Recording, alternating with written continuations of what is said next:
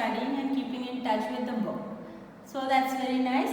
Now today we'll be starting with the second chapter from our first flight book, Long Walk to Freedom by Nelson Mandela. Right? Long Walk to Freedom is a book written by Nelson Mandela, and here in this lesson is just an excerpt of that book. Right? So this is an autobiography of Nelson Mandela, where he has been sharing about the situations, the problems South Africa had been facing, how they have given a fight to the problem, and how they came out to be victorious. Right? So this is what all we are going to read in the chapter and know about the times of Nelson Mandela. To talk about Nelson Mandela, Nelson Mandela was the first black president of South Africa. He had spent 30 years of his life in jail. Now when I say he has spent 30 years of his life in jail, you might be thinking that what is there to study about him. Right? So this is what that makes us study about him, because 30 years which he has spent in jail, they were all like struggle for freedom. Just like how we Indians in the past were under the British rule, and we had given, our forefathers and sisters have given the struggle of freedom, and because of their struggle and their hardships, we are today enjoying the freedom. The country is independent, it is free. So that is what is the same case with South African country. I guess after reading this chapter, we can relate ourselves to the people or the condition of the people in South Africa. Right?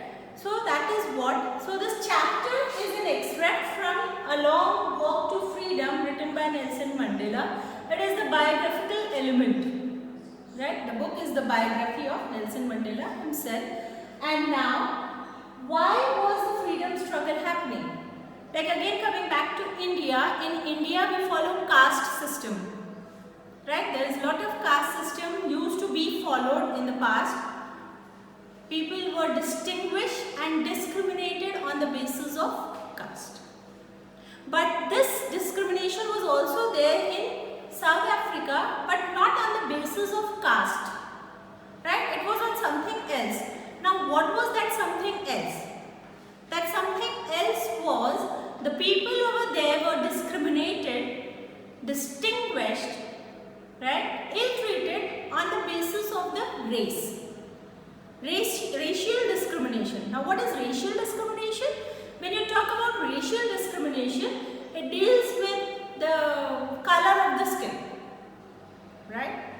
The white people used to rule South Africa. When I talk about white people, we are talking about Britishers, the fair people. Right? And these South African people, they were the black people. Okay? So, lot of discrimination was there when it came to the black people, the South African people. They did not have equal rights as compared to the white people. They were troubled, they were tortured, they were suppressed on the basis of their color of the skin. And this suppression is known as apartheid. Right? When I say apartheid, so you might have read this word somewhere in your history or your political science book. Same way with Nelson Mandela also. You might have come to know this name, you might have learned about this person in your history or political science books again. So when I say about apartheid movement was the movement to overcome the racial discrimination. Right? So everybody at that time was fighting against the social injustice. For nearly about 3 centuries, the white people were ruling South Africa, right? And these people were suppressed, the black people were suppressed. So with great efforts, with long hardships, 10th May 1994 was the day when South Africa was freed from the rule of conditions. Right, what was the date? 10th May 1994. There was an election, right, and in the election, out of 400 seats, Nelson Mandela managed to win 252 seats, and that was the victory, right? That was the victory, and that's how, for the first time after so many years, South Africa got its first black president, Nelson Mandela. Now, here in India, when we have some MLAs elected, president, prime minister or any other politician, so we have an oath ceremony, right? They show it on television also. You might have seen, you might have witnessed such oath ceremonies on the television. So now, same way, after winning, Nelson Mandela was also supposed to be sworn in as the first black president of South Africa. So here in this extract, what is Nelson Mandela talking about? Nelson Mandela is talking about the day, 10th May. What he felt, what was it all about?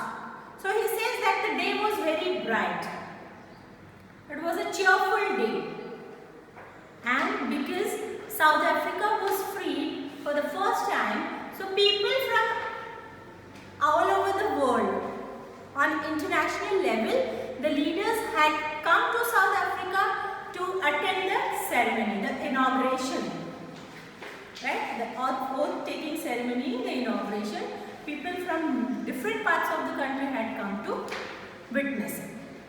Now, this ceremony was very important to the people of South Africa. So, each and everything has been in detail explained or given by Nelson Mandela. So, what does he say?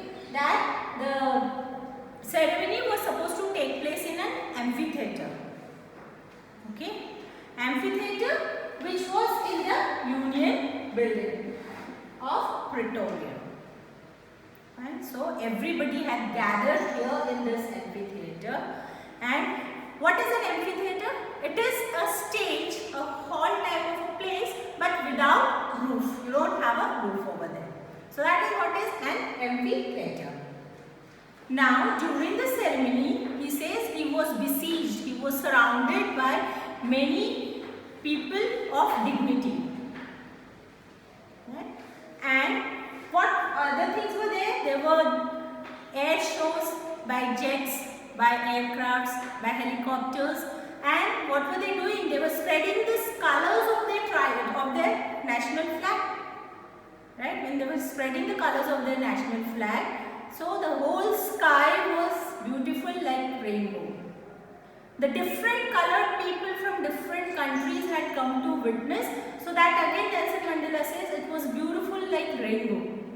People from so many different nationalities had come to attend the ceremony, the inauguration ceremony. Now, Nelson Mandela had gone to attend the ceremony, had gone to attend the oath-taking ceremony along with his daughter Zinani. Right? This is the name of the daughter.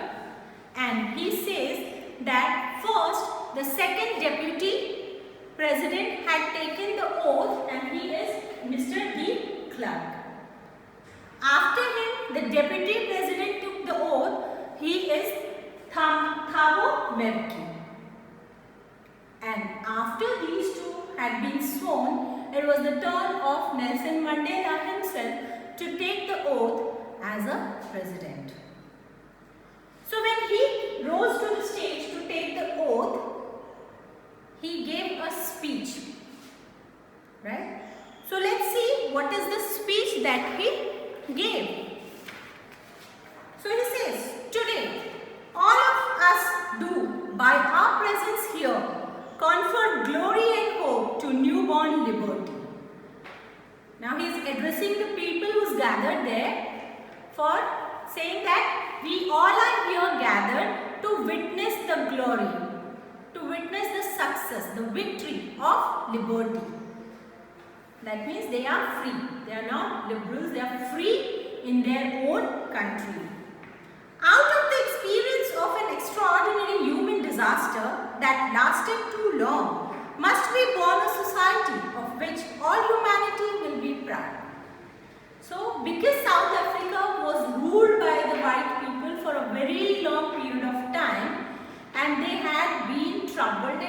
tortured and misbehaved and ill-treated for so many years. So what does Nelson Mandela say? That after so many sufferings, when we come out like winners, victorious people, so we understand. We will be able to understand the sufferings of the people, and we will take care that nobody else ever again suffers in the country on the basis of race, on the basis of the skin difference, color difference. We who were outlaws not so long ago have today been given the rare privilege to be host to the nations of the world on our own soil. What does he say? We who were outlaws not for so long, means they were not part of the law. There were different rules for the white people and the black people. The black people did not enjoy the privileges, the facilities which the whites used to enjoy. So he says, today we are very happy, we are very proud that we are hosting people from different nations in our own country, in our own soil. We thank all of our distinguished international guests for having come to take possession with the people of our country of what is, after all, a common victory for justice, for peace, for human dignity. So he is thanking all those people who have come to attend the ceremony, and what he says, that we are all here because of the common victory towards people, towards peace, towards justice, and towards having equal right, human dignity. We have at last achieved our political emancipations. So, emancipation is the restriction, right? You are not allowed to do something. So, what he says that today we have achieved the political emancipation, means we have overcome the restrictions of politics. Earlier we were not part of the system, but now we are here to form our own democratic government. We pledge ourselves to liberate all our people from the continuing bondage of poverty, deprivation, suffering, gender and other discrimination. So he says we take pledge. He is not talking about himself. He is not saying I. No. When he says we, that means everybody in the system, in the country, are responsible towards each other, and that's how he is giving his speech.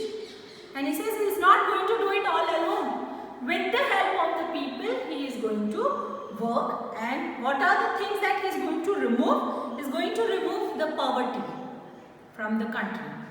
Right? Then deprivation. Deprivation is lack of something. So, he is going to provide almost everything to the people in the country. Suffering, gender and other discrimination. So, gender discrimination is there, and whatever other discriminations were there, all those he is going to try to remove it from his country. Never, never and never again shall it be that this beautiful land will again experience the oppression of anyone by other. So never again he says that this beautiful country is going to be oppressed, is going to be suppressed by anyone. That means we are going to protect our freedom, our democracy to that extent. Let freedom reign. God bless Africa. So he says, let freedom reign. Reign means rule. Let freedom rule everywhere, and God bless the country Africa. So this is how he ended up his speech and then took the oath as a president of the country. That was the first black president of the country. Now after some time, when he saw, after the oath ceremony, there were many shows hosted. So he is witnessing all of them, right? And now what he says, a few moments later, we all lifted our eyes in awe as a spectacular array of South African jets, helicopters and troop carriers rode in perfect formation over the Union buildings. Yes.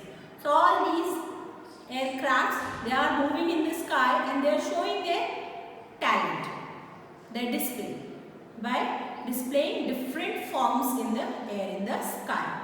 It was not only a display of pinpoint precision and military force, but a demonstration of the military's loyalty to democracy, to a new government that had been freely and fairly elected.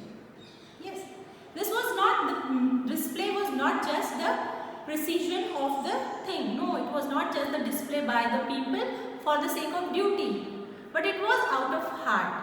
They wanted to rejoice, they wanted to show their happiness for the newly elected government that was elected with the fair and just means.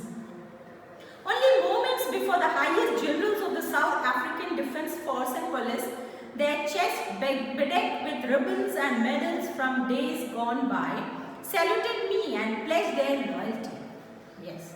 Earlier, where these black people were not allowed, now today, because maybe now that it's a democratic country, Nelson Mandela or any other people are not saying that because white people had troubled us, tortured us, so now it is the turn of white people. No, that's not going to happen. Right? They're going to treat everybody equal. So he says that the people, maybe these are the white people who were once oppressing these people, black people, but today he says they are all in their proper uniform with all their ribbons and medals on their chest, and they are all saluting me. They're all paying their respect to me. I was not unmindful of the fact that not so many years before they would have saluted but arrested me. So he says, I did not forget, right? I did not forget. I was aware of the fact that few years back, these people, instead of saluting me, had arrested me and put me in the jail for 30 years. Finally, a chevron of Impala jets left a smoke trail of black, red, green, blue and gold of the new South African flag. So now there was another set of jet planes. They had been leaving out the smoke trails of these all colors, that is black, red, green and golden, blue. This is what, these are all the colors included in the South African flag. Just like if you remember, if you have seen any air shows in India or during the national festivals, they are throwing away the smoke of tricolor. So same way this is happening. The day was symbolized for me by the playing of our two national anthems and the vision of white singing Nkosi Sikelel' iAfrika and black singing Die Step. Now imagine the country has two different national anthems. One is sung by the white people, the other one is sung by the black people. But today at the ceremony, what is happening? Both the songs are being played simultaneously.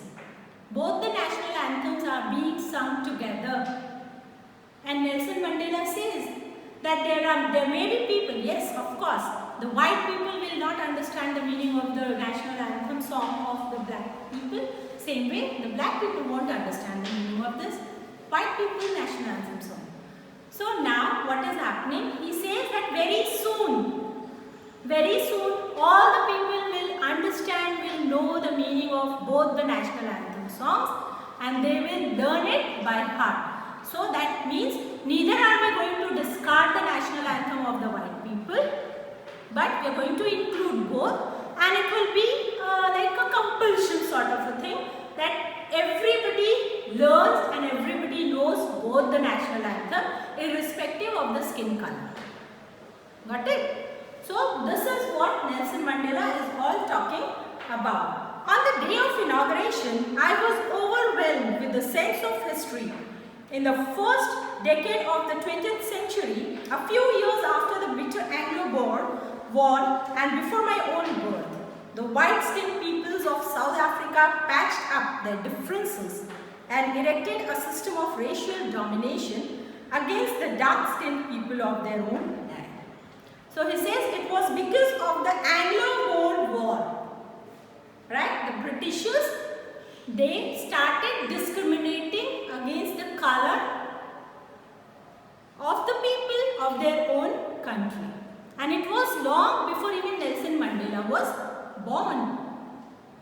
The structure they created formed the basis of most inhuman societies the world has ever known.